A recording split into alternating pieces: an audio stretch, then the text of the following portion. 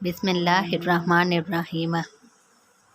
رسول اللہ صلی اللہ علیہ وسلم نے فرمایا، قیامت کے دن مومن کی میزان عمل میں سب سے زیادہ وزنی اور بھاری چیز جو رکھی جائے گی وہ اس کے اچھے اخلاق ہوں گے۔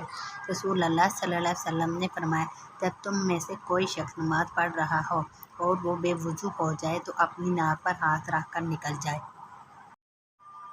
رسول اللہ صلی اللہ علیہ وسلم نے فرمایا، میں حوض پر تمہارا پیش رو ہوں گا، جس شخص کو وہاں میرے پاس سے گزرنا نصیب ہوگا وہ اس کا پانی نوش کرے گا، جس نے ایک مرتبہ اس کا پانی نوش کر لیا وہ پھر کبھی پیاسا نہیں ہوگا۔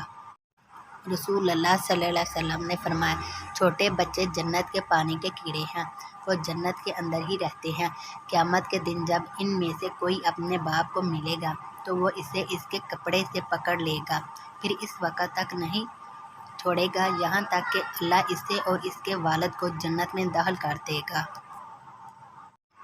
رسول اللہ صلی اللہ علیہ وسلم نے فرمایا، جو شخص حلال کمائی سے ایک کھجور کے برابر بھی صدقہ دیتا ہے اور اللہ تعالیٰ حلال پاکیزہ چیزوں کو ہی قبول کرتا ہے، اللہ تعالیٰ اس صدقے کو اپنے دائیں ہاتھ میں لیتا ہے، پھر اسے دینے والے کی خاطر بڑھاتا ہے، جس طرح تم میں سے کوئی اپنے جانور کے بچے کو پال کر بڑھاتا ہے حتیٰ کہ وہ کھجور پہاڑ کے برابر ہو جاتی ہے۔